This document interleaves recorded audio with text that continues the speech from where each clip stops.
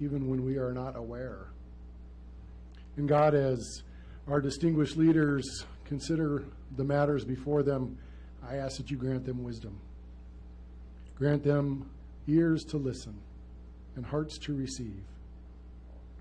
And God, we are mindful that tonight they're going to be issuing proclamations on Fire Prevention Week. So we stop and we pray for all of our firefighters and all of our emergency personnel that serve this city and this county. We give you thanks for the dedication that they have, and we pray your safety over them. We also are mindful of the proclamation about the high school, and we are stop and pause and thank you for our teachers, our administrators, all those who are working to help educate our young people. And we pray especially for our young people, that they might be safe, that they might be able to learn in environments that nurture their growth. And God, as they issue a proclamation about domestic violence, we pause and we ask for your intervention. We ask for your intervention in those immediate needs in those homes where violence is happening at this very moment. We pray that people will have eyes to see and willingness to interact, to act, to speak up. We pray for the safety of those who are encountering domestic violence. And we pray for a change of hearts of those who are administering the violence. So God, lead us, guide us. We give you thanks for your wisdom, your grace, and most importantly, your love. Amen. Amen. Amen. Thank you, Mark. Very good prayer. Thank you, Mark, for all you covered there. That's great. Let's move on to item 6, which would be the minutes from the September 10th study session, the September 17th study session, and the September 19th regular meeting. Do I have an approval for the agenda? Mr. Mayor, Commissioner, I'll make a motion to approve. is there a second? I'll second it. There's a second. All in favor, say aye. Aye. Opposed, same sign. Move on to item number 8. Any public comments tonight? No one has None registered. registered. We go on to number 9. It's a declaration. I'd like to give the time commissioners a chance to declare any conflict or communication they've had that might influence their ability to consider today's issues impartially. Mr. Mayor, Commissioner. I will abstain from item 17 on our agenda as I'm the owner of that address. Okay, very good. Thank you, Commissioner. Any others? Okay, very good. We'll move on to item number 10. Proclamation recognizing Ottawa High School Wall of Honor Days. The proclamation honoring the 2018 inductees, Dr. Bob F. Jones, Daryl McDaniel, and Beth Butler, Scalet. I hope I pronounced that correctly. Candy Campbell, OHS Wall of Honor Coordinator, and Michelle Gray will accept the proclamation read by, looks like, Blake Jorgensen. Go right ahead, Blake. All right. And the proclamation reads as follows.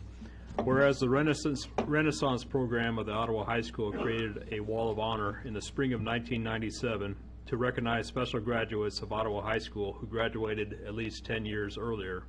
And whereas the school board of USD 290 approved this project in the spring of 1997 and thereby made the Wall of Honor the greatest recognition which Ottawa High School can bestow upon a graduate.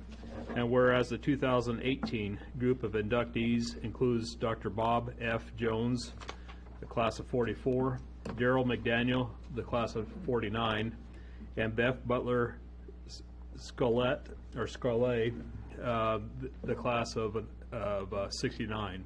And whereas these inductees will be honored at a banquet on Thursday, October 18th, 2018, and officially inducted at the halftime at the Ottawa High School football game on Friday, October 19th, 2018. Now, therefore, the governing body of the City of Ottawa, Kansas, does hereby proclaim October 18 and 19 of 2018 as Ottawa High School Wall of Honor Days, and encourages all citizens to join in honoring these 3 outstanding individuals who graduated from Ottawa High School. Signed this 3rd day of October 2018 by Michael B. Skidmore, the mayor. And Candy, do we have some of the inductees here tonight? No, unfortunately, we have not traveled here yet. Okay, all right. We'll come up here and we'll. And say a few words, Greg. Go right ahead, Candy. Mayor, Commissioners, on behalf of the Ottawa High School Wall of Honor Committee, I would like to thank you for your continued support over the past 22 years of the program. When we think about the Wall of Honor and the inductees that are being inducted this year, we really need to think about this as a community celebration. The education that they receive through the Ottawa School District is just a portion of the foundation of what has helped build them to who they've become. The other part is our community, and we really need to see this as a community celebration. I would also like to encourage you guys and anybody listening tonight to please think about nominating a person for the Wall of Honor.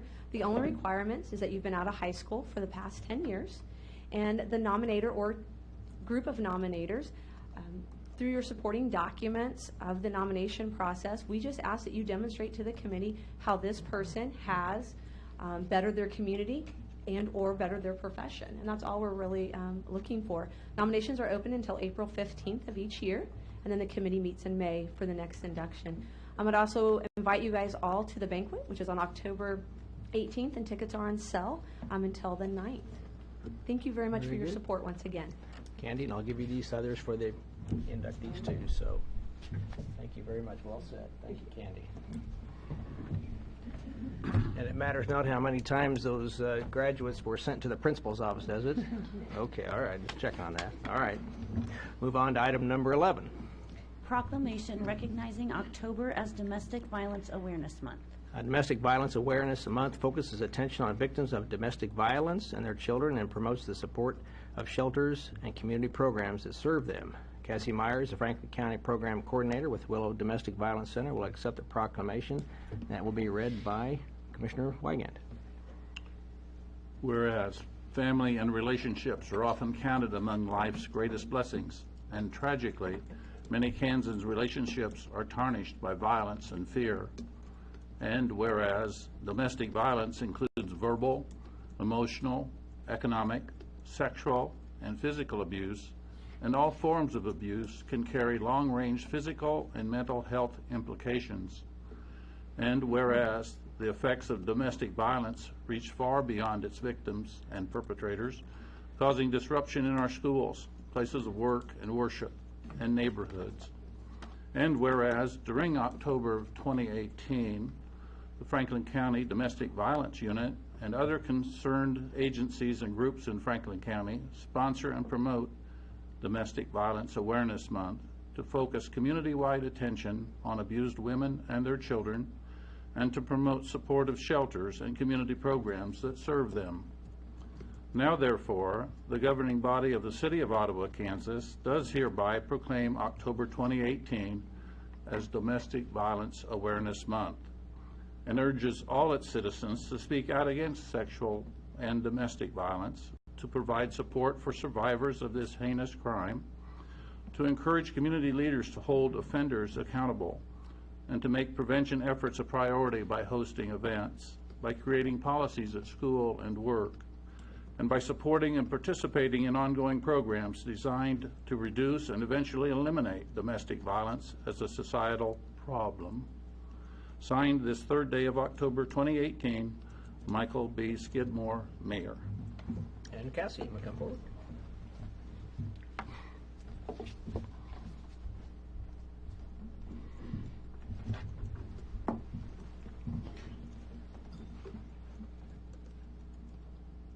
Very good. I'll say a few words, Cassie.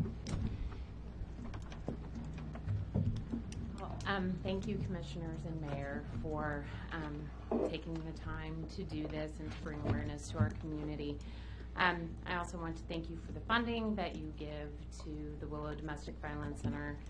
And just upon reflection today, of all of the different ways that we have been able to serve survivors with those funds, helping them with gas to get to court, and helping them with lock changes so their homes can be safe, repairing windows that abusers have broken.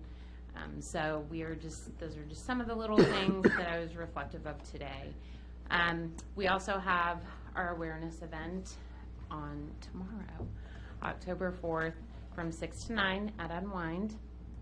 And It is some really brave survivors that had their pictures taken and have written their stories to share with the community to bring awareness to domestic violence and sexual assault and even human trafficking. So we invite you to join us tomorrow night. It's a come and go event, so you can just come anytime between 6 and 9, grab a glass of wine, and just look through the stories and the pictures of these brave survivors. So thank you very much. Thank you, Cassie, for your service. It's very important. Thank you.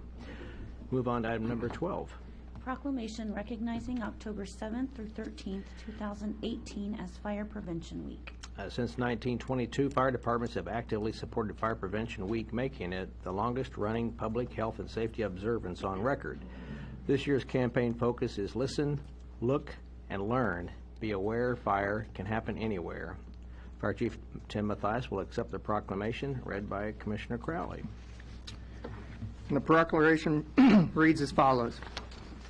Whereas the City of Ottawa, Kansas is committed to ensuring the safety and security of all those living in the visiting Ottawa, and whereas fire is a serious public safety concern both locally and nationally, and homes are the locations where people are the greatest risk from fire, and whereas home fires killed 2,735 people in the United States in 2016, according to the National Fire Protection Association, and fire departments in the United States responded to 352,000 home fires. And whereas the fire death rate per 1,000 home fires reported to the U.S. fire departments was 10% higher in 2016 than in 1980. And whereas Ottawa's residents should identify places in their homes where fires can start and eliminate those hazards. And whereas Ottawa residents should install smoke alarms in every sleeping room, outside each separate sleeping area, and on every level of the home, as working smoke alarms cut the risk of dying in half. And whereas Ottawa's residents should listen for the sound of the smoke alarm, and when it sounds, respond by going outside immediately to the designated meeting place. Whereas Ottawa's residents who have planned and practiced a home fire escape plan are more prepared and will therefore be more likely to survive a fire. And whereas Ottawa's firefighters are dedicated to reducing the occurrence of home fires and home fire injuries through prevention and protection education. And whereas Ottawa's residents are responsive to public education measures and can act to increase their safety from fire, especially in their homes. And whereas the 2018 Fire Prevention Week theme, Look, Listen, Learn, Be Aware, Fire Can Happen Anywhere, effectively serves to remind us that we need to take personal steps to increase our safety from fire.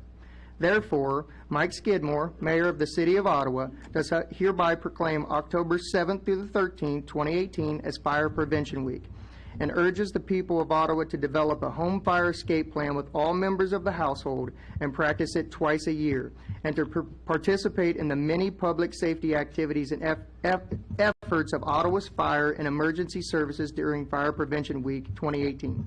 Signed this third day of October 2018 by Michael B. Skidmore, Mayor.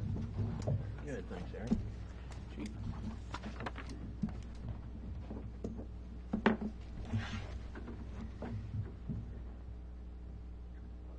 Great, thank you. Words, Tim. Right ahead.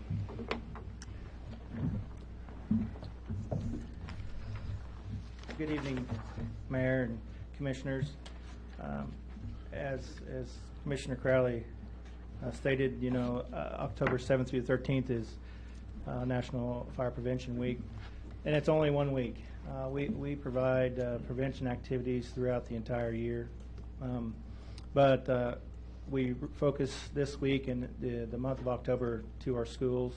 We visit every school, K through 5, and every class has some type of safety activity, education, depending on their grade level. With that, we've touched roughly about 6,000 children and adults, because the kids take that information home. I want to kind of just shortly go over a few things. Ottawa is not immune to fire tragedies in Franklin County. Within my time, my 28 years in the fire service here, we've had over 10 fire fatalities. And 2 of them, I recall, ended with 9 fatalities out of 2 fires. 6 children and 3 adults, 1 in the city, 1 in the county. And, you know, those affect the fire department, the families, the friends, the communities of where those fires took place, and will forever. And the easiest thing that we can do is have smoke alarms. We give smoke alarms away for free at the station. All rural fire departments have free smoke alarms. Contact your closest fire department. That is the number one thing that you as a citizen can help prevent a fire death. As Commissioner Crowley stated, that the fire deaths are up 10% from 1980. I would say the number of fires that we had in 1980 probably are 50% more than we have in 2016. So the fires are more deadly. The materials burn hotter, burn faster. The smoke's more toxic. So the quicker you are awakened or know of a fire, the better off you can get out and call for help. In the prevention field, we have a tremendous staff at the station. Also, we lean very heavily on our community development folks, Jim Sherman, Kurt Altig, and Wendy Lee, and all their staff upstairs too. We couldn't do what we do without them. We go downtown a lot. We have 620 business inspections we do in a year's time, and there are times when we are approached by business people and they don't want us to be there. They're upset we're there, and we try to explain to them that we're not there just for them. We're there for their neighboring business, for the business at the end of the other block, and we're also there for our firefighters. You know, if we don't go into a building for years, we have no clue what's in there, what's waiting for us on the other side of the door. So we're not there to harass the public. We're not there to cause issues. We're there to make Ottawa safer, and with a combined effort, we can do that. Today was a perfect storm. Hot temperatures and a lot of wind, 40+ mile an hour. And that we were lucky today, and every day that's like that we don't have a fire, because once it starts, it's hard to stop and contain. And I talked to Richard Neinstedt, our city manager, a little bit earlier, and I wanted him to put a light on how a fire impacts a community.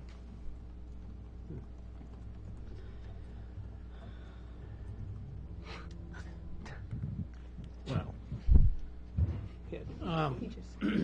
I was sitting there reflecting upon this, and one community I was in, we had a fire in the downtown, and an elderly woman died as a result of that. And the day I was to start in this one community, there was a fire at a house where a young girl, I think she was about 20, was killed. And it wasn't from the fire, it was from the smoke. And if she had just dropped down and crawled out. But I remember my fire chief was the person that picked up that young body and carried that body out. And I stay in touch with him. He's since retired. And every time we get together, he talks about those 2 fires. And that has been almost over 30 years. So they have a devastating effect upon the people who work the fires and on the community. But to Fort Scott, we had the north half, a little bit more of a fire of a block start on a day like this. Strong winds, it was very hot. I think eventually it was found to be wiring, or the state fire marshal thought it was wiring, but they were over 100-year-old buildings, if you can imagine that. 100-year-old buildings. And in that fire, we lost the oldest building still standing in that downtown from 1863. Now, that's a piece of history you can't replace.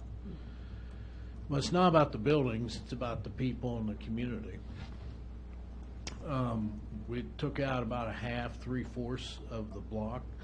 The first kind of command post for those of us on the administrative side that weren't out there with the fire department was right across the street, and the chief came by and quickly moved people out of there.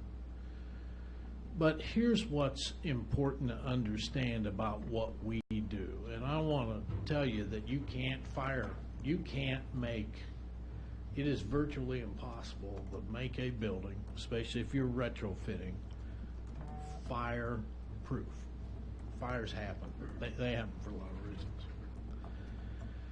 And this goes to the heart of fire codes, and this goes to the heart of building codes.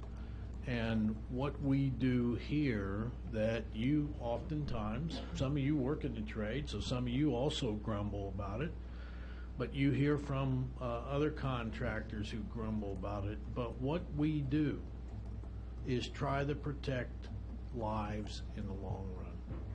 There are a lot of things that we don't, that maybe we don't have to enforce, but what I will tell you is that what we are working for is to try and prevent the chance of a fire. We're trying to make sure that the work's done right, that when you wire your home, that we're there to take a look at it, that we're trying to work for the safety of the community and the protection of property. That fire left a big hole in Fort Scott. It took history out. It took 3/4 of a block out that had been income producing to the owners. We had to go through a state-approved cleanup, and you had to treat it like it was asbestos. Everything was asbestos. And that cost money. Even though we got a state grant to help, it didn't cover 100%.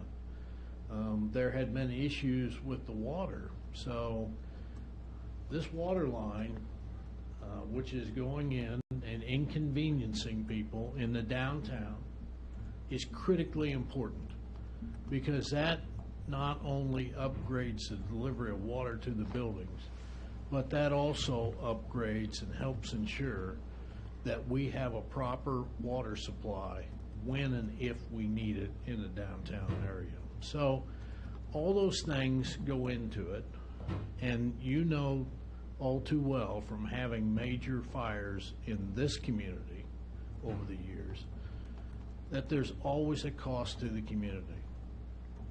Human life, property, income, and history. So I appreciate what Tim and his department are doing. I appreciate what Wendy and her department are doing.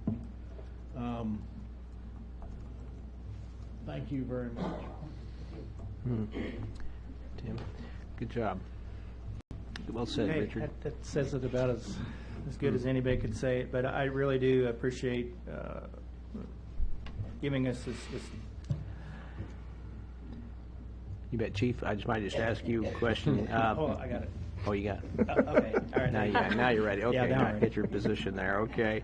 You mentioned earlier about having a place to meet. Yes. Could you explain why that's important and some suggestions on good places for people to meet in case people are watching or listening to this? Yes. We really strongly encourage people to have a place to meet outside their home. Typically, it's a flagpole, it's a tree in the yard or the neighbor's porch. We don't want it to be a fire hydrant because that's where we'll be eventually. But we want to make sure that everybody is out of the home. And if not, somebody there at their meeting place can tell us A, if there's somebody inside, and B, where would they likely be? Okay. If we have a fire, and somebody's inside, we typically don't go through the front door and go that way. We go around to the bedroom, break a window. The fastest, shortest way possible to effect a rescue is what we do. So it's very important. If you get out, stay out. When I was first a young firefighter, a young boy, I wish I would have gotten his name, I told him we would go anywhere to get him out of a home. And he said, would you go to the zoo to get me out? And I said, yes, we would. If we had to, we would go. So, we'll do our best to do our job. Great. Thank you for everything. Cool. Well, thank you, Tim, and for the rest of your department. Thank you for all your service. Move on to item number 13. Request for approval of Ottawa Municipal Airport Master Plan. The airport master plan is required by the FAA to receive federal funds for the airport. Input was received from the Airport Advisory Board, local pilots, and various civic organizations regarding the needs of the airport for the next 10 years. Both the Planning Commission and the Airport Advisory Board have reviewed and recommend approval of this plan. And Mr. Hafley. Good evening, Mayor and Commissioners. As the Mayor said, this is a required document by the FAA in order to receive funding. If we do not keep this document updated every 10 years, the FAA will not participate in any activities out at the airport. And as some of you may know, their funding is 90% with a 10% match from us. So we get quite a bit of money from the FAA to do the projects we do out there. Some of those projects include extension of the runway, the T-hangars, taxiway lighting project. That's a project that's currently on the books and should be starting soon. So all those upgrades that we do out at the airport could not be funded without the FAA's help, without this document. This has been a long process to get to this point. We started about 2 years ago. It was, as the mayor said, we met with the Airport Advisory Board several times. We met with various civic organizations and local pilots. We wanted to get everybody's input into this so that we made sure that we had the widest amount of information to put into it, so, and get everybody's input. So, subject to your questions, that's all I have. We request approval of adopting this. Okay. Anybody have any questions? Mr. Mayor, Commissioner. as the City Commission's member on the advisory board for the airport, it's my privilege to move that we approve the airport master plan as described in item 13. Is there a second? I will second that. There's a second on that. Any other discussion on that? I do want to say that the cost of this plan is more than compensated for the savings we have by getting the benefit and grants from the FAA. It absolutely is, but to go along with that, Mayor, the cost of this plan was also funded at 90%. Ah, wow, it gets better every minute. Wow, I'm glad I asked the question. Thank you. Any other questions or discussion on that? Let's have a roll call vote, please. How do you vote, Commissioner Jorgensen? Yes. Commissioner Weigand? Yes. Commissioner Kaler? Yes. Commissioner Crowley? Yes. Mayor Skidmore? I vote yes, too. The motion carries. Thank Thank you. you, Michael. Good job. Item number 14. Request for approval of ordinance granting a conditional use permit at 1740 South Elm. The permit would allow 3 single-family dwelling units at 1740 South Elm Street. The Planning Commission has reviewed and recommends approval of the permit by a vote of 6-0. And Ms. Lee. Good evening. Evening. I can move it up and down. but there's Whatever really you no want need. there, that's right. This property has, it's a larger property than most. It's about 40,000 square feet. So a typical single-family lot would be about 7. So part of what we're doing is just acknowledging that the parcel is large. There, at one time or another, has been 2 to 3 units on there, but we don't know exactly when the third was added, and it had been abandoned for some time. So when they came in to do some work on that unit, get a permit, then we realized that they needed to go through this process. The 2 of the units are attached. So the primary house, there's 2 dwelling units in that, if you were to drive by. The third unit would be in what would really look to be an accessory structure, kind of an old barn-like garage structure that they will have to complete the remodel on in order to make it work. But before they spend any money, obviously, on the structure, they want to be sure that you've approved the conditional use. The only person that was in attendance at the meeting was the owner of the property. Currently, all 3 dwelling units would be occupied by family, but obviously that's not necessarily always guaranteed in the future. Planning Commission voted to recommend to you approval of this conditional use. And just Wendy, just to clarify that on the Planning Commission, neighbors had a chance to come and give their opinions on this as well, They right? did. They were notified by that there would be a public hearing. We didn't have any calls or questions. Okay. And one of our planning commissioners actually lives nearby, and the only comment we got from that was that they knew that the sewer connection had actually been upgraded at one point, so it would have good connections. So. Good. Okay, good. You may have any more questions of Wendy? I'll entertain a motion on this item then, if there is. Mr. Mayor, Commissioner, I'll make the motion to approve item 14. is there a second? I'll second it. There's a second. Any other discussion on this? If not, let's have a roll call vote, please. How do you vote, Commissioner Crowley? Yes. Commissioner Jorgensen? Yes. Commissioner Wygand? Yes. Commissioner Kaler? Yes. Mayor Skidmore? I vote yes, too. Motion carries. Thank you, Wendy. Guess you stay up there. Item number 15 looks like it's next. Request for approval of ordinance rezoning property at 1729 South Princeton from R1 Low Density Residential District to C3 General Commercial Zoning District. This ordinance also repeals the corresponding section of the zoning map included in Ordinance 3501-05. The Planning Commission has reviewed and recommends approval of the rezone by a vote of 6-0. Wendy. Commissioners, the next 2 actions actually relate to the same tract of ground.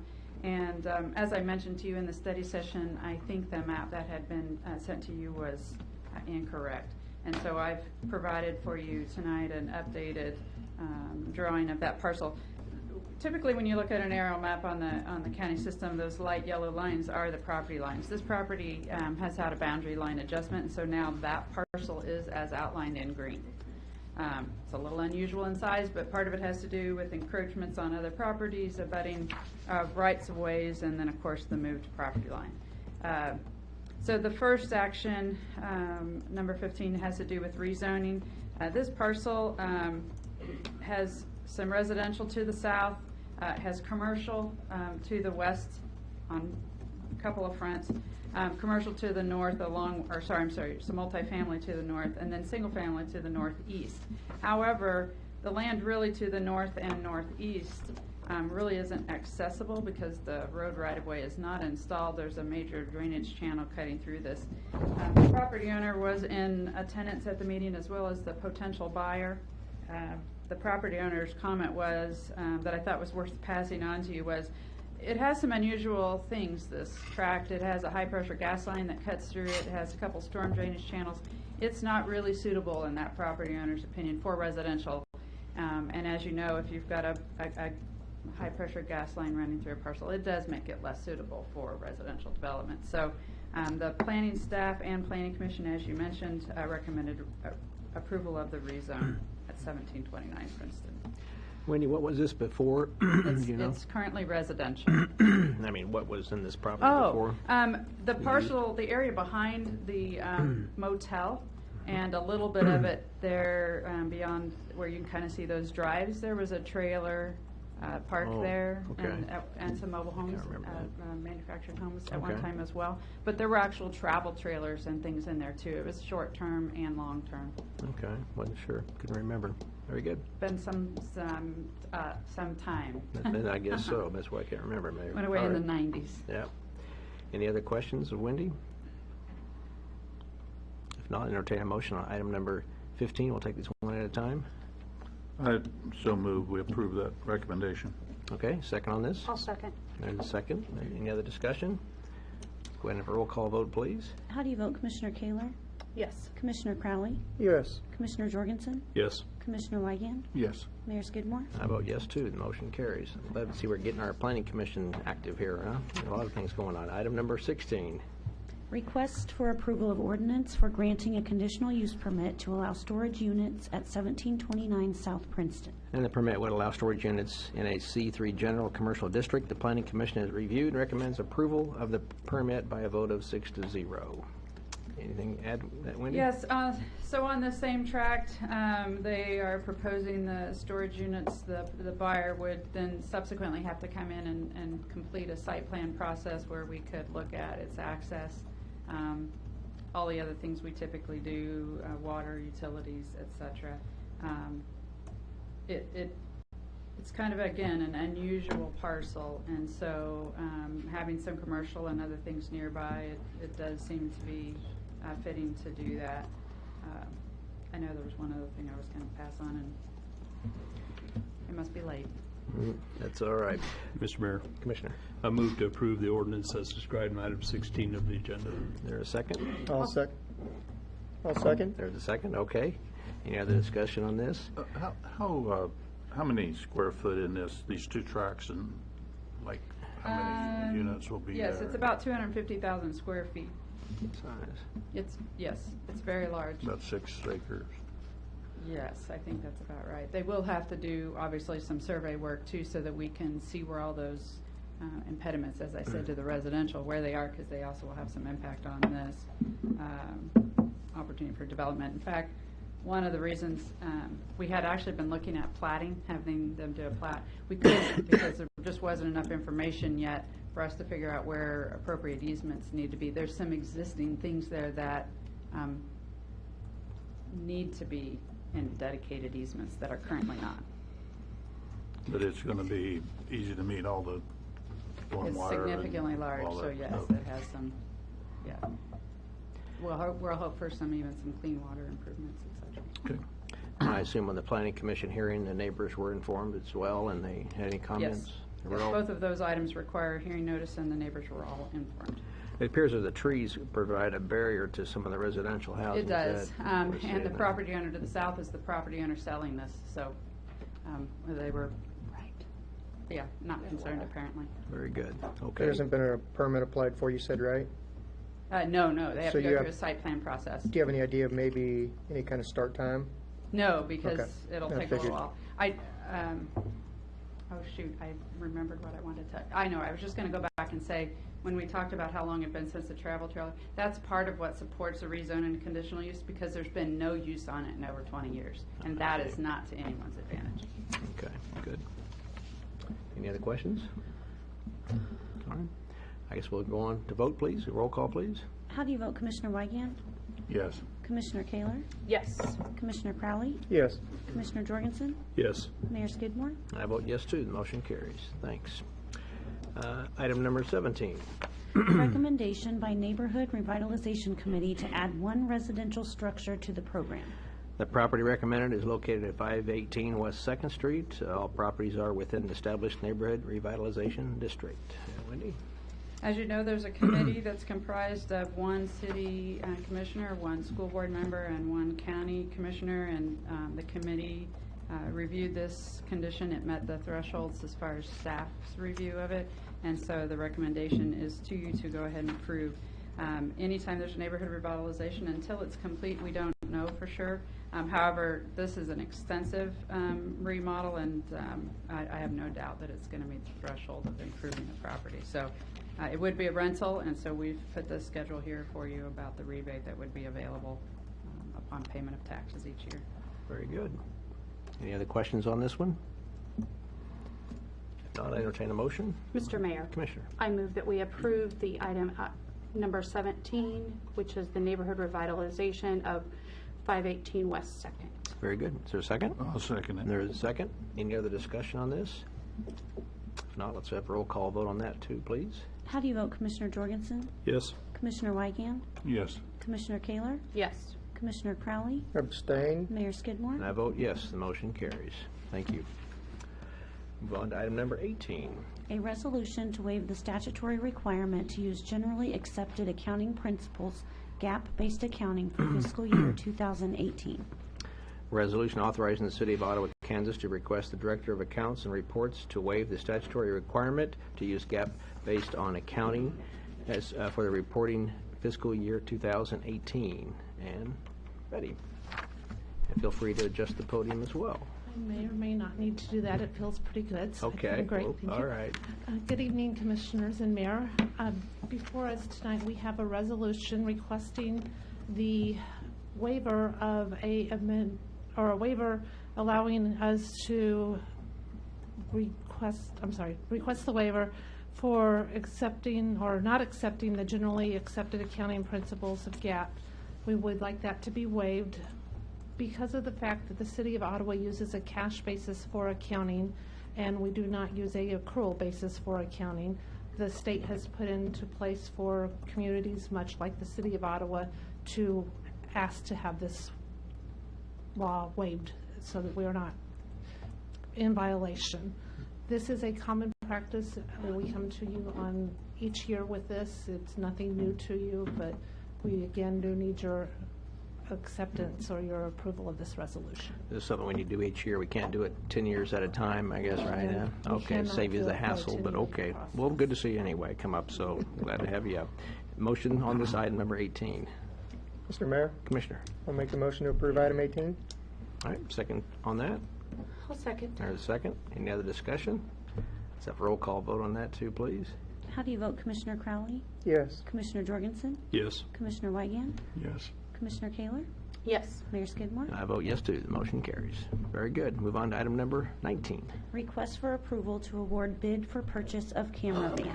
Bids were obtained to purchase a 2018 box van to use as a camera van for the utilities department. The van and the video system provide service and maintenance of the city's sanitary sewer collection system. And Betty and David here today? He's not. Okay, that's fine. Go right ahead, Betty. Yes. On September the 10th, the city took possession through a process that they had been through with our city commission, or with our city manager, and also with our finance director and the utilities department for a camera van. Dennis Tharp, our utilities director, will give us a little bit of information on that. I believe that we also have some pictures of that as per request. Yeah. It looks like they're possibly getting there in a minute. But I'll go ahead and go a little bit further into the bid. We took this to bid to local banks. Bank of the West came back with the highest bid that we had, or I'm sorry, the lowest bid that There we we had, go. That excuse sounds me on better. that. Yes, sometimes being high is great, but not in a bid for interest rates. That was a 3.83%. It's 10 annual payments. Those payments are $24,726.85, and we would like your authorization to approve that. These pictures were taken by one of Dennis's employees out at the warehouse, and I'll let him talk to you a little bit about what that looks like, and if you have additional questions about the bids or that type of thing, I'd be glad to step back up and answer those. Good evening, Mayor and Commissioners. Just want to take a couple of minutes and make a couple of points as to how, we come to some of these decisions. This van, the new one, looks really good. We didn't have pictures of the old one, and I wish I had taken some before we, got to this point. But the old van was 17 years old. We have a lot of expensive equipment. I think we all recognize that. And we put a lot of time in to making the correct and proper decisions as to what we're going to replace and how we're going to replace stuff. Most of our stuff, over a period of time, goes way past its life. And we make it work. But we continually try to upgrade as we go along too. The last 2 years that we had the old van, it spent more time in the shop than it did in service. The last 45 days that we owned the van, we wouldn't even put it out because we had traded it, and we were afraid we would have to spend money on it, to fix it before we traded it for the new van. Lots of things created problems. This particular piece of equipment has literally thousands of moving parts. We're looking at a van, we're looking at a truck, that's only part of the story, because as you all know, what we use this for is to put a robotic camera in the sewer system, the storm water system, and look for problems. So on the old one, you know, it has its own generator. The generator became terribly unreliable. The van itself had huge mechanical issues, gremlins that, you know, we fought with all the time. The camera and the computer software were antiquated and really impractical to update. We all know how fast technology moves, and so at some point it's just unrealistic, you know, to continue to throw money at something that's not going to be viable down the road. In short, the old van was done. It was just gone, and it was time to replace it. We came up with a plan to replace. This was due to be replaced back in 2016, which is a couple years out. That's pretty good for us, actually. We came up with a plan this spring, you know, to move forward and got it worked out. This camera, I think a lot of you understand, it's just integral to what we do on an ongoing basis, especially with our institutiform process, which is the relining of our sewer pipes, so that we don't have to go in and open cut and replace pipe, which literally saves this community thousands of dollars by making the proper decisions with this camera as to how we move forward with that. It helps us to determine where we're going to hydrojet, you know, where our routes are the worst, where we have the most problems, and, you know, keeps us moving in a positive a positive movement forward. You know, we're looking at the right things. We know what we're getting into before we get there, and to that end, it's really creates some safety. It enhances our ability to be safe at that point in time, quite honestly. And that's really, you know, kind of where we're at with that at this point in time. We hope we continue to move forward. Like I said, even in this process, I remember as we talked through this, there were a couple of times that you know, we have stuff that is very important to what we do, and I'll use the backcon that this crew has as an example. You know, anymore, a backhoe is not really the way that we dig. You know, there's so much stuff in the ground that the way we dig is with a backcon a lot of times. And so before we even got to this point, we debated which was most important and which, you know, would have enough life, you know, to get us where we need to get. So wanted the community to understand that. I think you all, you know, have a pretty good understanding of how this process works, but wanted to kind of reinforce that a little bit as we went through this process. And then the last thing I would say is we talked about it a little bit. I think Commissioner Kaler had suggested that she would love to see this thing work. And so what we plan to do, if you all can put it on your calendars, is at the October 17th meeting, which will be a morning meeting, we're going to have the van sitting out front of City Hall at 9 a.m. And so as everybody comes, you know, in for the meeting at 9:30, you'll have a chance to go through the van. We'll have it set up to where you can see it work and see what we got. Great. I will stand for any questions. Mr. Fart, I'm a little confused by this item on the agenda because the van purchase was authorized by the budget, wasn't it? And so Yes. what we're actually authorizing is the financing of the van. Financing, yeah. Okay, all right. That is true. Mr. Mayor, Commissioner. Yes. just for members of the public who may be watching at home, and this question from Commissioner Jorgensen, city are not able to go out and take advantage of some conventional financing methods that the average citizen or business might be able to use. There is no way to go to Ford fleet leasing or to go to a dealership and purchase a van like this the way that a business might do. In Kansas, municipalities have two ways they can enter into long-term financing arrangements. One is to issue bonds. The other is to do a lease purchase agreement. And those have to be bid and opened up to vendors to bid on them, and that's what the city has done in this case. So, as Commissioner Jorgensen said, the budget did authorize this purchase, but in order to do what a lot of businesses do or a lot of citizens do and say we're going to incur this debt over some period of time and pay it back for cash flow purposes, we do a lease purchase agreement, in this case with Bank of the West, and the city will make the lease payments for several years, and then at the end of that we'll have the option to purchase for a nominal fee, usually $1, and then owns the vehicle at that point. So just a note for anybody who might be watching about why it's being financed in this way.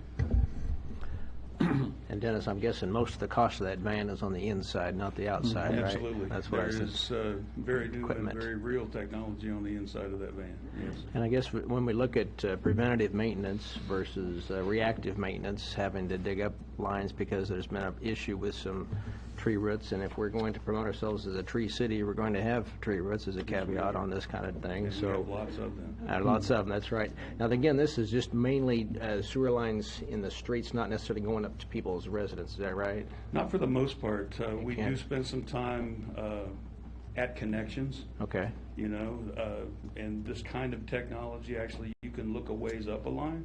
Okay. And if we can help a customer, absolutely, yes, There we go. we will That's good help to a hear. customer. That's great. We can't fix it for them. That's not Yeah. what we do. I think everybody understands that, but we can help if possible. That's great. Good news. Mr. Mayor, go ahead. Mr. Tharp, at the study session, there was an indication by Mr. Bueller that the city has not necessarily a policy, but tries to, as good faith, every 3 years film all of the lines that we have here in the city. Is that still? I mean, that's something that. That's absolutely. The city is basically split into 3 sections, and every year when we have a van that works like it's supposed to, we go through and look for those kinds of issues that I was talking about. That allows us to make those, we hope, correct and good decisions related to, especially in stitchiform. You know, if we begin to see a failure someplace, we can look at one section and say, yeah, you know, we can walk away from this for a while, but we can't this. And there again, that is probably a savings that we've never put a number to it, quite honestly, and probably should. But it's literally thousands of dollars that it saves us compared to open trench cutting and laying new pipe. I kind of attune it too, like when you go to the dentist and they say they're watching a certain tooth, and you just continue to watch that spot, and if it needs service, then you're going to give it service instead of letting it break or letting it turn into a full-on out dental cavity. You're taking care of it as soon as you can with preventive maintenance. Yeah, and due to this van and the institchiform process, you know, this community has made huge headway compared to other communities in what the sewer system looks like. And the sanitary sewer system isn't necessarily something that the average citizen walks around and talks about every single day, but we all notice if our sanitary sewer system does not work. It's certainly like most not utilities. Yes. But it's Most something people that's don't care necessary. until they don't work. Right. Yes. So I appreciate your analogy. Commission, new definition for root canal, I guess, here, right? So thank you. Saying that, Yeah. I'd make a motion to approve the award, the bid for the purchase of the new camera, 2018 camera van. Very good. Is there a second on that? I'll second it. There's a second. Any other discussion on that? I had some questions, just Red. routine. Did we buy the 17-year-old van new, and was it updated along the line, or had it been the new 2000? You know, I will find out the answer to that. I believe it was bought new, but I do not know that for sure. As far as updates, yes. The updates were done on an ongoing basis, kind of like any other computer software. The updates were done for, you know, the first about 12 years, 12, 14 years. You get to a point on old software where updates don't make any difference anymore because Yeah, the I got a computer technology like just that. ran way past it. So, And then, you know, it's an enormous expense. Are there several companies that provide these? Did we have several bidders on this? yes, we did. We had 3. Okay. Yeah, we had 3 bids, and that is the low bid. And then, if you were saying on the number of working days in a year, how many of them are in this piece of equipment in use? You know, there's very few days that van doesn't go out. You know, and you think about wintertime and when things freeze up and some of those kinds of things, it's actually when it's sometimes the most important. You know, and this thing does us the most good in inclement weather and some of those kinds of times. So there's just very few days that it's not used. And then there's 2 that'll probably be answered the 17th, but I want to ask him, what's the smallest diameter pipe it can look up, and how far can it reach out from where it's sitting? It can look up a very small diameter pipe. It can't run up Like a small diameter pipe. About the smallest diameter pipe it can run up, this is testing me a little bit because I don't work with it all the time, but is about a 6-inch pipe, I think, is about the smallest that it can actually run up. It's got a little... But it, you know, from that 6-inch pipe, it can look at service lines, it can look at smaller lines from there. Okay. Any other questions? Good questions there, Tom. And the distance in one sitting, I guess, was how far does it go out? Does it just go down, or does it crawl up the line? A total of 250 feet of cable that it'll run out, and it's effective wherever it's at because it communicates back through that cable. Very good. I think you passed the test. Okay. And if I'm wrong on any of those, I'll let you know. Thank you. That's great. And having visited a country with open sewers, I really appreciate our buried sewers, so definitely right on that. I think we're ready for a roll call vote, please. How do you vote, Commissioner Kaler? Yes. Commissioner Crowley? Yes. Commissioner Jorgensen? Yes. Commissioner Weigand? Yes. Mayor Skidmore? I vote yes, too. The motion carries. Very good. Thank you all for that work on that. Move on to item number 20. Request for approval of changes to standard details. Staff will go over proposed changes to the document which outlines the minimum requirement for sidewalks, streets, entrances, and stormwater construction. Mr. Afley. Yes, Mr. Mayor and Commissioners. The standard details that I'm asking you to approve tonight are really dealing with what the Public Works Department works with. Streets, sidewalks, cul-de-sacs, driveway entrances, and stormwater structures. The changes we're recommending have to do with the concrete mix design. We already, in the old standard details, we already mentioned the Class A air and trained by specifying KDOT Section 403. We're just telling ready-mix plants where to find the mix design. We're not changing that, not really changing that mix design, other than the fact that we do not want to allow limestone rock in the mix design, because limestone, as you all know, is porous and can cause premature failure in concrete. To go along with that change, we also want to add a new section, or another section out of the KDOT concrete mix designs. It's section 15-04001, and that is a mix design much like the Kansas City Metro Materials Board mix.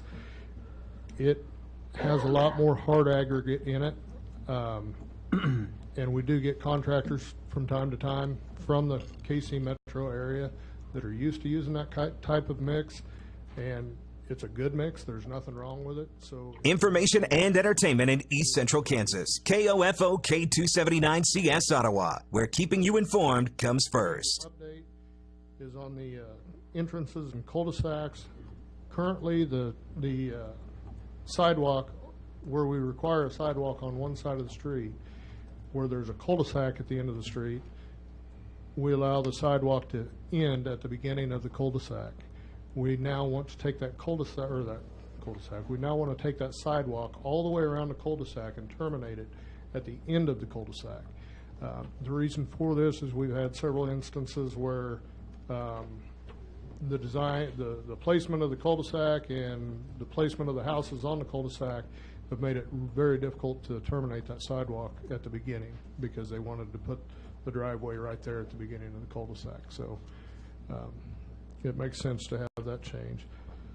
And the last change that we're requesting is currently we require mortarless bricks for the ADA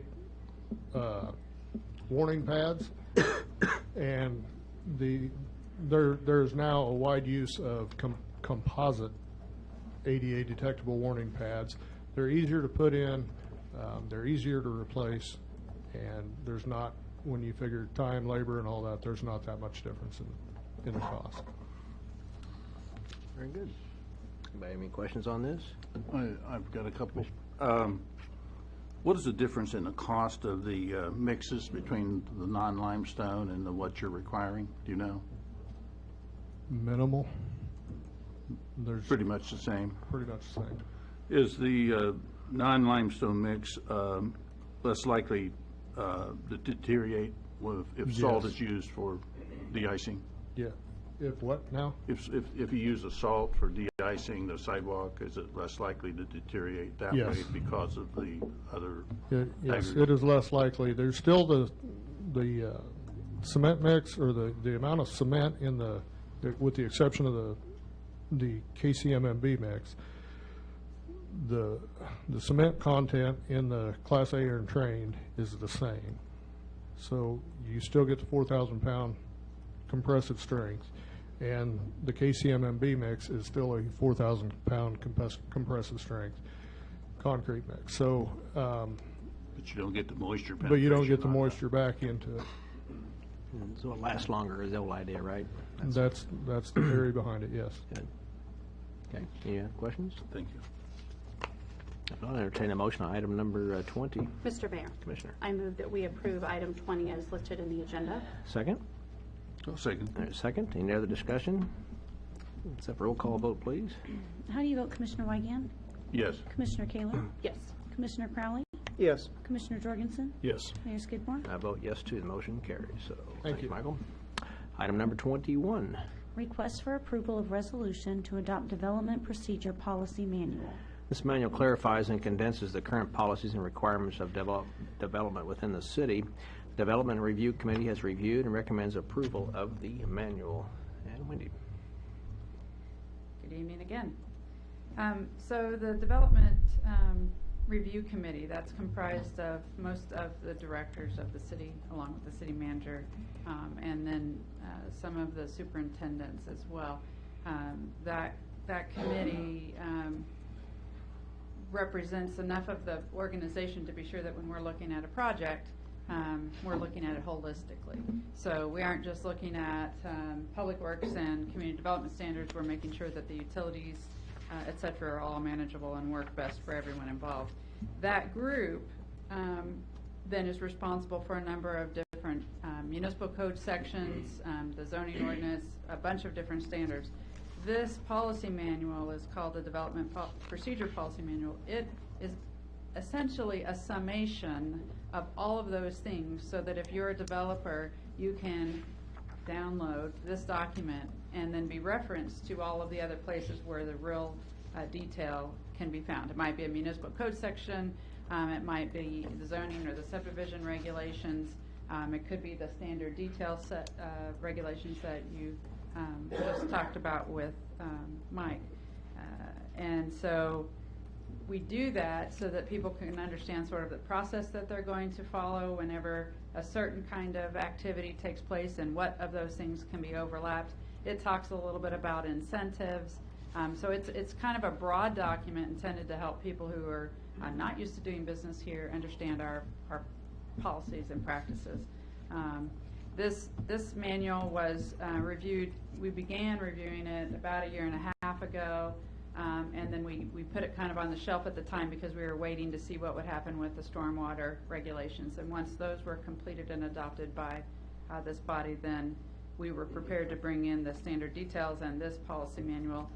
Following this, the economic development incentives are coming sometime in the next several months, and then the utility department standard details. And that would then hopefully wrap us for having all of our documents back reviewed, made sure that they're consistent, clear as we can make them, and easily found by anybody who wants to do business here, or do design work for somebody who wants to do business here. So the committee reviewed and the document and recommends approval of the manual. Again, who was on the Development Review Committee? That was... The finance director, city manager, director of utilities, director of public works, director of community development, the building official, the fire chief, and then several other superintendents along with the city clerk. Very good. Very good. Any questions on this item?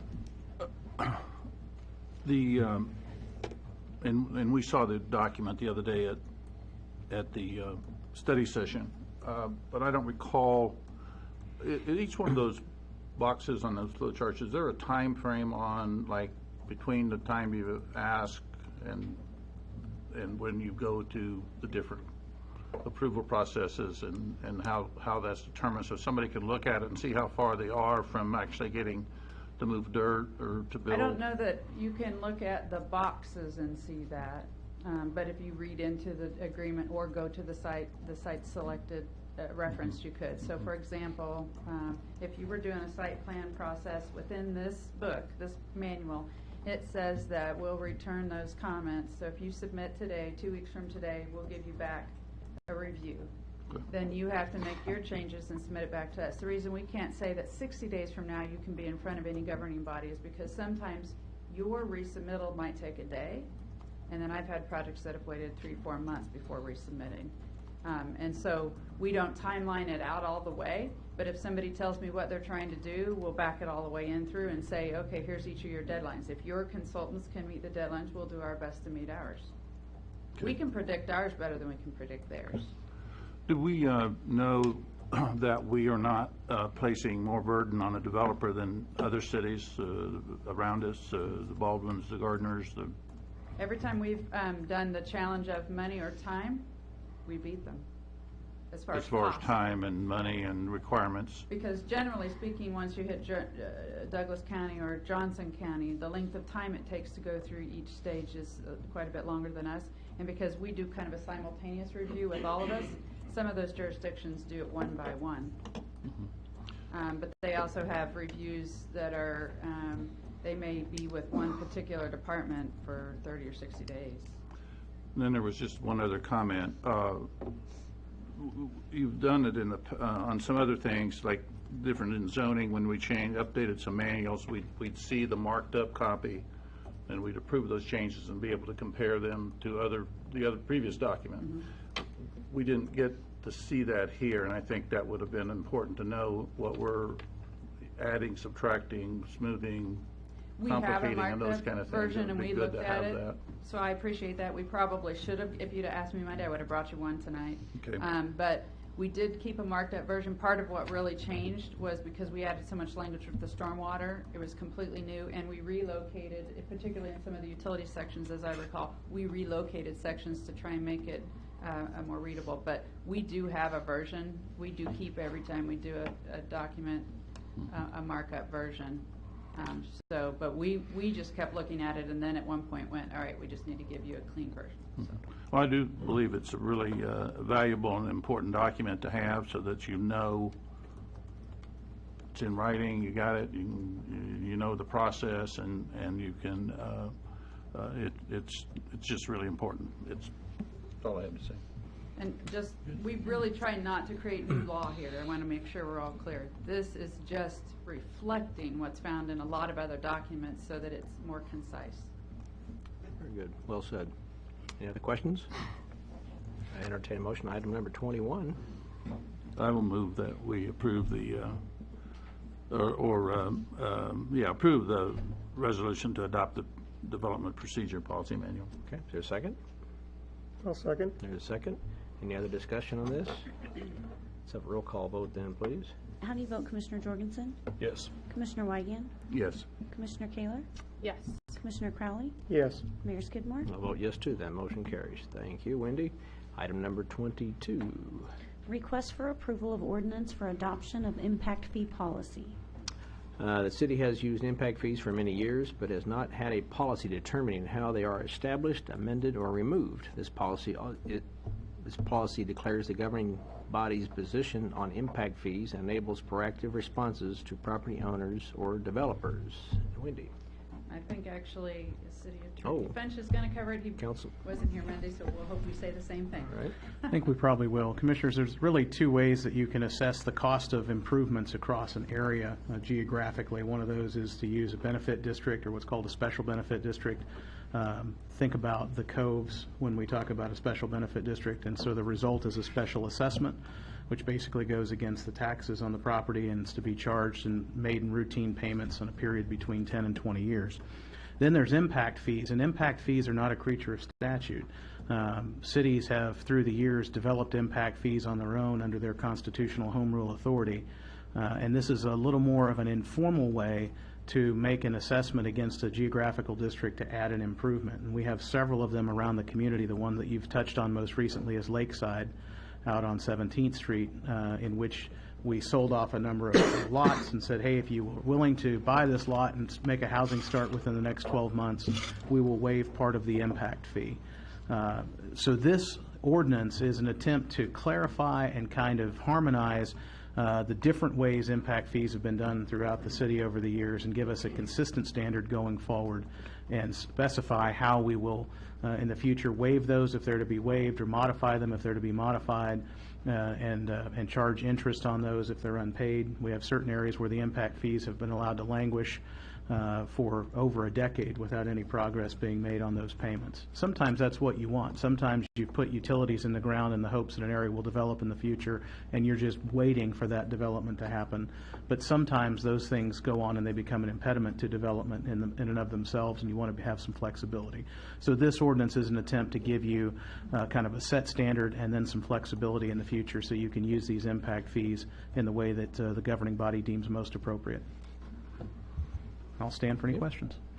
We got several areas in the city that Oh, yes. are in the impact fee areas. Yes. And how are we going to do that? By the square foot, by the acreage? So the ordinance allows you to do it in any way that we would do a benefit district, which currently benefit districts are usually done by either front foot, the number of feet on the improvement, think about a road, how many feet border the street, or a square footage basis. If there's one user that would benefit greatly and they have a larger square footage, you can do it by that. There are impact fees around the state that are actually done on the developable square foot. So think about an urban environment where a high-rise building might have an assessment of a certain number of cents per square feet in that building. Mm-hmm. But this allows you to use any method that is fair and equitable and spells out specific examples like square foot and front foot. You have mostly front foot around the city, or where the lots are the same size. As a substitute for front foot, they've just said interior lot or corner lot and use that as kind of the measuring stick. Okay. At our study session, I asked a question about whether or not within this policy it says that the funds have to be utilized within 5 years when they're collected. Is there any reason that that should be lengthened? I mean, is there any reason why 5 years is not enough time? I mean, I understand that from what Mrs. Lee had said that those are usually fees that we actually are just collecting because we've already spent the money, but is there use for having a link? Almost always when a city imposes an impact fee on a neighborhood or an area, it's because they're going to put the improvements in then. And it would be very rare that you would ever collect an impact fee and not have the improvement in place before you collect the impact fee. So I think if you think of this as kind of an agreement between the city and a group of citizens that we're going to put improvements here and you're going to pay for some part of them, that you would want to honor that in a timely fashion so that you're not collecting funds for an improvement that hasn't been delivered. And an impact fee, is that a one-time fee or is it amortized over? Typically, they're amortized over several years, Mr. Mayor, usually 10. All right. Or they can be left to ride, as I said, and you pay them all at once when the property sells. I see. Yeah, we haven't done anything except for a one-time fee. Okay. Because ours are due at currently, this gives you more flexibility, but currently it is a payment when you pull a building permit and/or transfer the ground, and it's a one-time fee and you're done. But does this policy allow it to be? This allows you to have more flexibility, so you can assess them over time, which is usually a little easier. And some of those that sit, as you might imagine, so you put in a road, and we have this example here in the city, you put in a street and some improvements up in a neighborhood on the north side, and now you have lots that it's very difficult to sell because the impact fees are so great, and there's no flexibility to stretch them out over time. So people say, well, I can't really sell this because nobody wants to buy it and pay a $6,000 or $7,000 impact fee right off the bat. And so this would allow you to kind of readjust that and move it out over 5 or 10 years. Very good. Okay. Good answer. I'm thinking of the, also the Southwest pump station that's been in 10 or 12 years. I don't remember how long that's been, but that would be a sizable, if we add the interest, that'd be a sizable impact fee because there's some large acreages and some long runs of it along the street frontage. Absolutely. That's one of the more famous ones in terms of inside City Hall and in terms of the size of it and what was done there. But the hope is that that would eventually attract commercial or industrial development in that area, and you would get a buyer who would be able to pay that impact fee. Okay. That's the hope. Any other questions anybody have? If not, we'll look at a motion on item number 22. Mr. Mayor, Commissioner. I move that we approve the ordinance adopting the impact fee policy. Is there a second on this? Second it. There is a second. Any other discussion on that? If not, we'll take a roll call vote, please. How do you vote, Commissioner Crowley? Yes. Commissioner Jorgensen? Yes. Commissioner Wygand? Yes. Commissioner Kaler? Yes. Mayor Skidmore? I vote yes, too. That motion carries. Thanks for all your work on that, everybody. Item number 23. Request for approval of ordinance to rezone property at 830 East 9th Street. The owner requests the property be rezoned from R1 Low Density Residential District to R-1 HO-O Low Density Residential with Housing Opportunity Overlay District. And Wendy. And the last item on the agenda of action, and in case. Right. I wanted to at least do a little bit of a visual for you because we had quite a good conversation about this on Monday as well. The property is over on the southeast part of the community. Here's it a little closer. It looks like it has been 2 parcels, but it is all owned by one property owner. So currently there are 2 residential structures on it. And as we told you, the current owner has acquired the property to develop it with residential development and had begun that process when we started having a long conversation about stormwater as an organization and then had an opportunity to discuss it with him. And so one of the things we made him aware of is that we had a HOO, we call it, overlay district, that allows for a little bit more density in residential. So here is the drawing that is currently the preliminary plat, and the overlay district allows that greater density for a couple of reasons. Originally it was created in order to do sort of workforce housing because at the time, and this is what the codes is zoned, there was great concern that the cost of infrastructure was outpacing the ability to sell and build homes on it that people who are working in our industrial park or wherever, that they could even afford. And so one of the options as a policy is to reduce some of the standards that we've had to allow for folks to put additional units in there. And that's what this is. This allows for a smaller, reduced front yard setback, a reduced side and rear yard, which allows the lots to be smaller.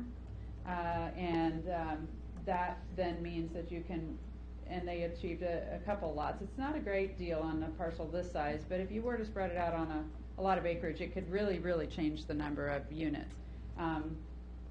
Somebody could still combine 2 lots, and you may not end up with additional houses, but this gives them the opportunity to spread the infrastructure cost over more units, making it more affordable overall. In this case, the reason that was done really has to do with the floodplain. So I wanted to show you, because we discussed it, how much floodplain there is over here on the east part of the community, and that while, as we said to you, the floodplain itself would likely not be changed by that 1 foot if that entire tract was filled, okay? It's such a big floodplain, it might not make a difference for the federal regulations, but it might make significant difference to the property owners nearby because that water may not raise this water a foot, but even 6 inches to a neighboring property may end up with flooding that could occur there. And so that was really one of the things that motivate us on the stormwater regulations that you most recently passed, but we wanted to at least show you visually why that is, because this is one of the furthest parts of the community inward that Rock Creek floods. So the new platting that we showed you the other day shows that almost half of this tract would remain open and vacant. This design wouldn't meet the regulations we just passed. This project was well on its way, but it still avoided additional fill in the area by allowing the possibility of a higher density. And so we would, and the Planning Commission does, recommend to you to rezone this property. When the neighbors came to the rezone hearing, their real concern was just flooding. They had some concern about the number of units and whether the roads could take that and whether they should be obligated to put sidewalks a block or two away. And that's not an obligation of any developer. They're obligated to improve the property that they own. Our current standards do not require abutting infrastructure unless you are, if you were gonna make a system not work, so electrical, water, sewer, then you might have to do an upgrade.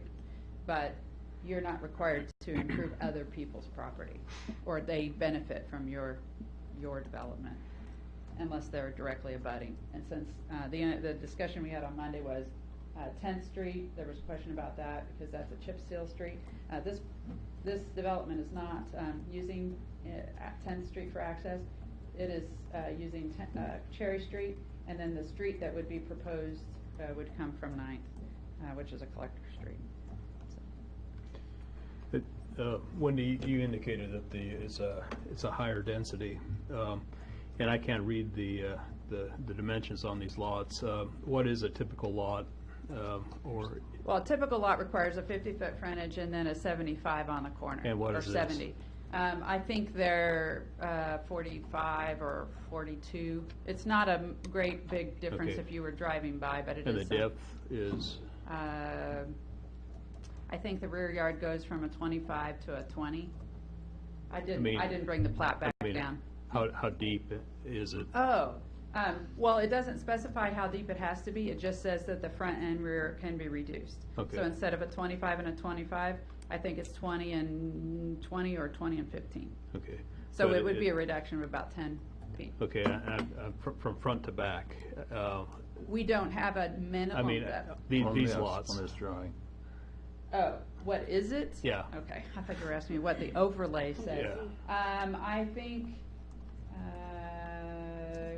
110, 120. Okay. All right. From the study session, it says 100 feet. Okay. But then, I didn't bring down a plat. Okay. So that's probably right. They're roughly going to be about 4,500 square feet or 4,000. They can be as low as, yes, they can be down to at least 4,200, I believe. 4,200. So they probably are about 4,500. Okay. Because they're above our very lowest minimum. Okay. And that, again, depends on if they sell them as a lot by lot.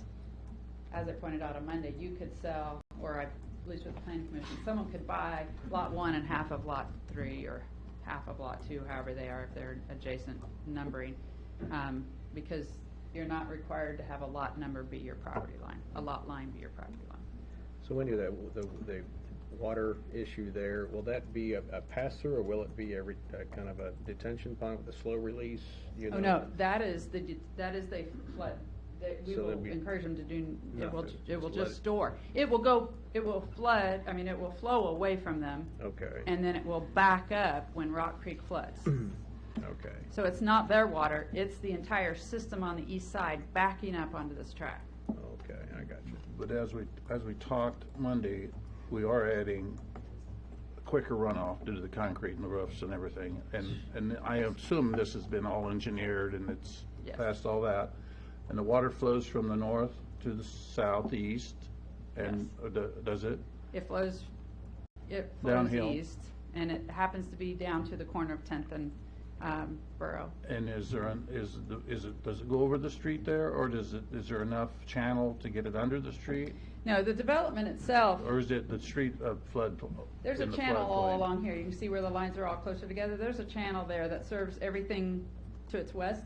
Okay. And so this runoff will go into that and be long gone before the water comes back in and floods up. So it's The a water that stores and backflow. backs up could be coming from 23rd Street. I see, okay. I mean, it could be coming anywhere south of there. In fact, it could be coming from outside the city, FYI. It might not have anything to do with any development in here. So no matter how big we made the culvert under 10th Street, it's not going to make any difference. Nope. Water's going to back up to that. Okay. Nope. And that's one of the things we're trying to do is the more natural the system, the more chance some of that will have an opportunity to actually drain, or we're going to, have wildflowers on it, do other things to help it be as much that can flow into the ground and not away. But if the runoff from these individual units is not going to cause a problem. It's really good to have this infill, but it also, are all water lines, sewer lines, everything is not going to have to be expanded, or? But they'll have to install them, just like every other development But it there won't is. impact downstream or upstream from the supply of water and No, all sir. that stuff? Okay. Yeah, it's just like any other infill residential development, whether it's Westwood or here. They're required to install the infrastructure within the subdivision and upgrade if necessary. In this case, once they get to that point, which doesn't have to do with the rezone, but it's always a factor we look at, they're going to have to relocate an electric line and pay for that, and they have to drain to our systems to our standards. And I believe the east side sewer line has been upgraded. The main line there was upgraded not too far from there. So. Yeah, that's true. So those units would go into that along with every line east of Main from 1st to 27th. Great. Any other questions? So it's a cul-de-sac on that one street coming down? That would be the second phase. Second phase? Yeah, at this point, all you're doing is allowing them to go forward with this density This and finish overlay. their infrastructure design. Okay. Any other questions you might have? Not entertain a motion on item number, what was that, 22, 23? I so move we approve the recommendation. Is there a second? Second. There's a second. Any other discussion? Then we'll do a roll call vote, please. How do you vote, Commissioner Kaler? Yes. Commissioner Crowley? Yes. Commissioner Jorgensen? Yes. Commissioner Weigand? Yes. Mayor Skidmore? And I vote yes, too. The motion carries. A lot on our agenda tonight. Thank you for everybody's participation and good questions. We'll move on to the city manager's report. I have nothing, Commissioner. Nothing. Okay, we'll go to commissioners' reports. Commissioner Crowley. I have nothing. Anything?